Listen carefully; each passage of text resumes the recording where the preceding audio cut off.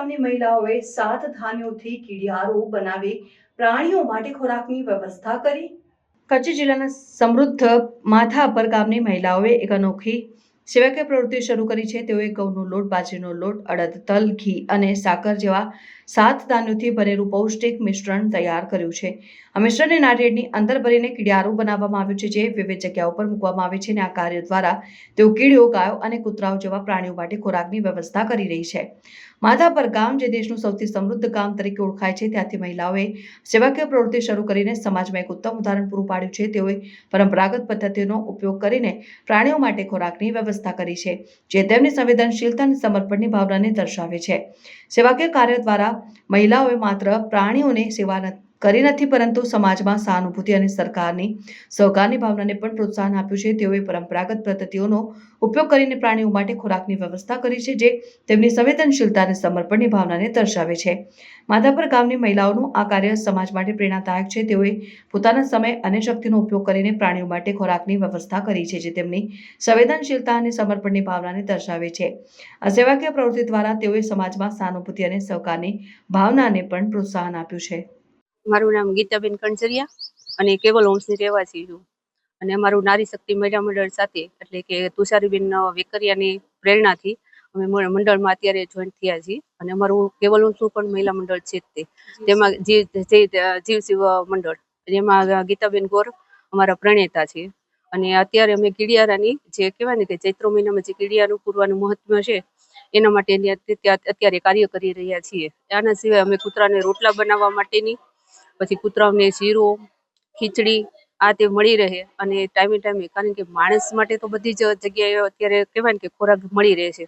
માણસ તો ગમે ત્યાંથી મેળવી લે છે, પણ કહેવાય ને પશુ પક્ષીઓને આ તે પ્રકારે કાંઈ પણ પ્રવૃત્તિ થઈ શકે અને તે લોકોને પણ ખોરાક મળી રહે અને અખંડ કીડિયારું પૂરું મળી રહે।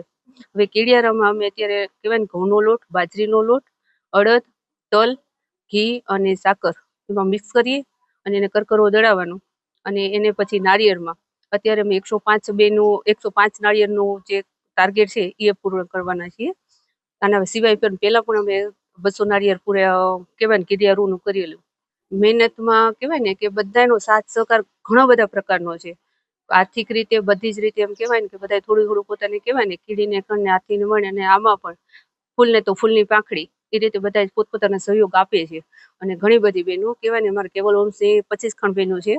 કેવી રીતના તો પેલા ઘઉં, બાજરી, પછી એમાં અડદ, તલ આ બધું મિક્સ કરીને એને કરકરો લોટ દળાવવાનો અને એમાં સાકર અને ઘીનું મિશ્રણ કરવાનું અને જે નાળિયેર હોય નાળિયેરને હોલ કરીને એમાં હોલમાં અંદર કીડિયારું પૂરી દેવાનું અને આ જે બધું જે મિશ્રણ હોય તે અંદર જોઈન્ટ કરી દેવાનું, ઉપર ગોળ લગાવી દેવાનું અને એને અવાવરું જગ્યામાં જઈને અવાવરું જગ્યા કે અથવા કોઈ પણ સ્થળે કે ખાડો કરીને એને નીચે અંદર રાખી દેવાનું એટલે એમ કે કીડીને એને પોતે કોઈ પણ જગ્યાએ એને ખાવાનું મળી રહે। અત્યારે 105 નાળિયેર છે, આના પહેલા 251 કરેલા, બધા અલગ અલગ અમે થોડા દિવસના ટાર્ગેટ પ્રમાણે અલગ સ્થળે જગ્યાએ અમે આ રીતે પ્રવૃત્તિ કરીએ છીએ। આ સમયથી અહીંયા કેવલ હોમ્સમાં તો આપણે અમે કહેવાય ને હજી 6 મહિનાથી ચાલુ કર્યું છે અને આના પહેલા ગીતાબેન ગોર તો 15 વર્ષથી આ કૂતરા માટે રોટલા નાની વ્યવસ્થા તો કરે જ છે।